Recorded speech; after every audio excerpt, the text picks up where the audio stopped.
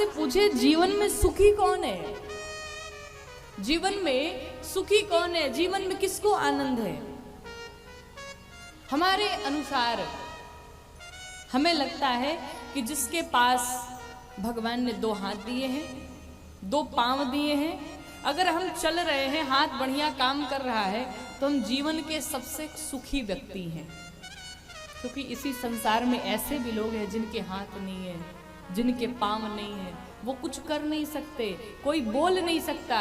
लेकिन अगर हम बोल पा रहे हैं, अगर हम चल पा रहे हैं, इन हाथों से कोई कार्य कर पा रहे हैं, तो जीवन के संसार के सबसे धनी व्यक्ति हैं हम, सबसे धनी व्यक्ति हैं। तो भगवान ने हाथ दिए हैं तो महाराज अपना हाथ काम कराइए, पांव से चलिए। भगवान ने दिया हाथ कर्म करने के लिए, कर्म करो, हम तुम्हारा साथ देंगे। अब चाहेंगे बैठे बैठे मुझे सब मिलता रहे, तो ऐसा नहीं होने वाला है। आप अपने कर्म से अपने भाग्य की रेखा बदल सकते हैं, आप अपने कर्म से सब कुछ चेंज कर सकते हैं। Everything is possible for human being, सब कुछ पॉसिबल है एक मनुष्य के लिए, सब कुछ कर सकते हैं आप। कुछ भी इम्पॉसिबल नहीं है, सब पॉसिबल है, सब संभव है। इसलिए भगवान पर भरोसा रखिए और अपने कर्म पर विश्वास रखिए और दूसरों की प्रशंसा करने की आदत बनाइए, दूसरों की सहायता करने की आदत बनाइए। भगवान सूर्य नारायण जब निकले तो सत्संग की महिमा का वर्णन करते हुए निकले।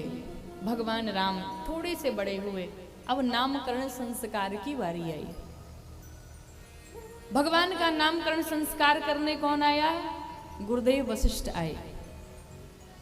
जीवन में नाम का बड़ा महत्व होता है, जीवन में नाम का बहुत प्रभाव पड़ता है।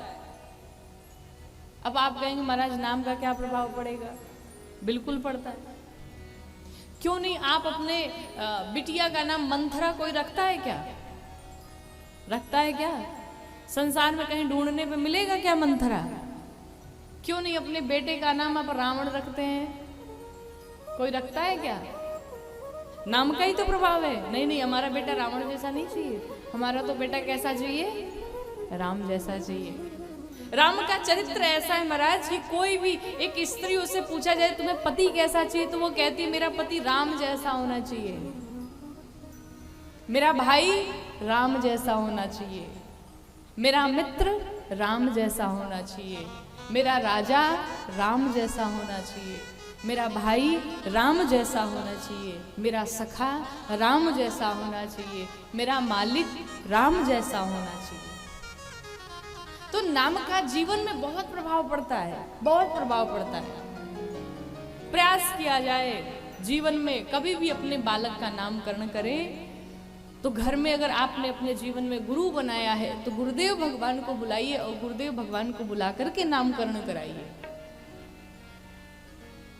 नाम का कोई अर्थ होना चाहिए, नाम का अर्थ निकलना चाहिए। सार्थकता क्या है नाम की?